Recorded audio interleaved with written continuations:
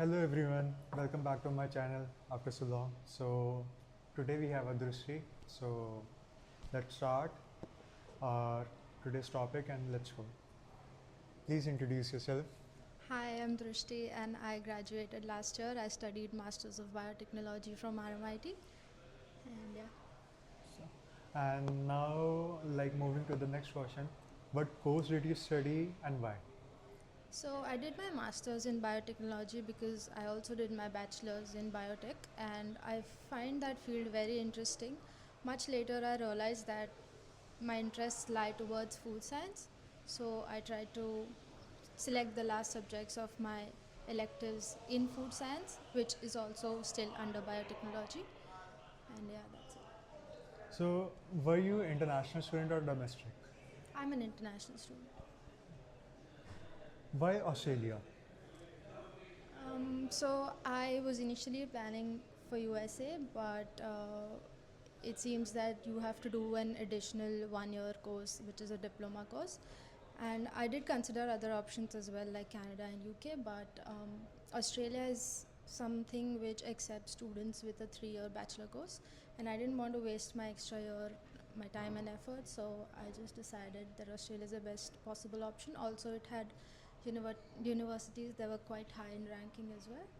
So, So which uni do you think is best for this course? RMIT, of course, is really good, but if like biotechnology has a lot of different sectors within itself. So if somebody is relied more towards medical biotechnology, I feel Univel is great with research. RMIT, on the other hand, is more of technical stuff. It is more of computer related biotechnology, which is more computer science based. And yeah, like it just differentiates Yeah. on the research and technical part. Monash is also pretty good considering research. So yeah, based on research, I would rank Unimel, Monash, and then RMIT. Okay. And RMIT, I think so Swinburne and others are still competitive, like Deakin, Swinburne as well. Yeah, Swinburne, RMIT have the same kind of course structure, which is more of technical course structure. So that was gonna be my next question. What was your do you remember what was your course structure? I know you graduated, but still, like. Yeah, I don't precisely remember every course, but it started from computational biotechnology, genetics, proteomics, and Yeah. all the stuff that is more Hmm. technical again. But then when you come to your final semester, Yep. actually Sem 5, Yep. you get to choose your electives. Mhm. So that's when I chose all my food subjects because much later I realized that I want to explore more of the food science part of biotechnology. So I chose subjects like food processing, food innovation, and business development in food science. That's nice. So that is what I did. And then again, the last semester, I chose my project in food technology. That's nice. So, do you get internships after this? So you do get an internship option in your last sem itself. Okay. You either get a work integrated learning program, which is an internship, or a research project. Recently, they have started giving research projects as a part of an internship, as in they hire you for an internship, but the projects will still happen in RMIT. Okay. So yeah, there are two pathways to choose. I did a research project Okay. within RMIT itself. That's nice. Yeah. And what kind of jobs do you get after this? So for me personally, I shifted to food technology and food science. So I started looking for jobs that were like the most basic jobs that I started looking for was research technician, and then production supervisor, team leader, all the stuff, all the manufacturing stuff basically. And talking about the other part of biotechnology, like if you just stick to the general biotechnology, you could go for laboratory technician. So that is the most basic role. Okay. Like it's basically start from the assistant roles or the technician roles, and then you get higher. You did your research properly. What kind of background do you need to study this? You don't really need any background to start. with biotechnology because I have a few friends who did zoology before and then they came to biotech. So me for example, I started with biotech but I ended up doing food technology. So you don't need a specific background, but it's better if you are at least around biology. Yep. And yeah, that's it. Yeah, then basically you have your base. Like you are not going to start with your zero if you have Yeah. studied that. Exactly. Makes But sense, it's yeah. easier to catch up. It's not too hard. It just takes more effort, but it's fine. Do you remember how much was your fee? Yeah, it was around $63,000 Ah, for the entire 2-year course. mine was more and I didn't get anything till now. What is PR path? What was PR pathway or what is still PR pathway after this? So, if you're looking for PR pathway based on just biotechnology, it is just straight simple biotechnologist. Okay. So you just get your skill assessment based Yeah. on the very basic biotechnology thing. What I am planning to do is go with food technologist, Yep. just because it is easier to get jobs in food, like FMCG companies, rather than going for medical related companies. It's just tougher to get into those kind of things because it needs more research, it needs more reliability, and it's not easier, it's competitive. So that's how I chose this. But there's one more thing called science technician, which somewhere lies between biotech and food tech.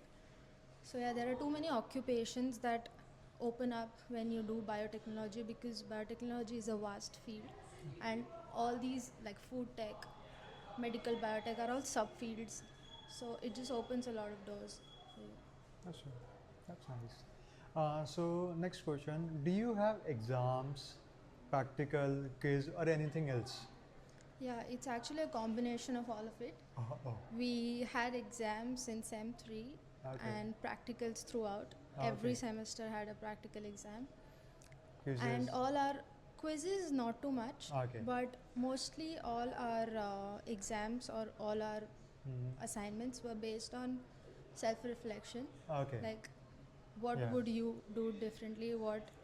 How would you handle a project? It's research, so you just go through new stuff, you explore the research and give your own opinions on it. So that was how our most of the assignments were. Nice. Basically more inputs of yourself. Yeah. That's so while doing this all, were you able to enjoy extracurricular activities with your course? Yes, of course. I have been a great part of the RMIT Indian Club, and I have always enjoyed attending all the events there. Garba, you will see Garba, every. yeah, I actually made a lot of friends Yeah. just by those events. That's nice. That's nice. And yeah, And it actually gets a little difficult because biotech courses happen in Bandura too. yep. So you just keep switching around the campuses, but you can also look at it positively because you have friends at both the campuses. That's nice. That's nice. Yeah. But that is for just RMIT. If you guys are looking for a different campus or different university, so that goes differently.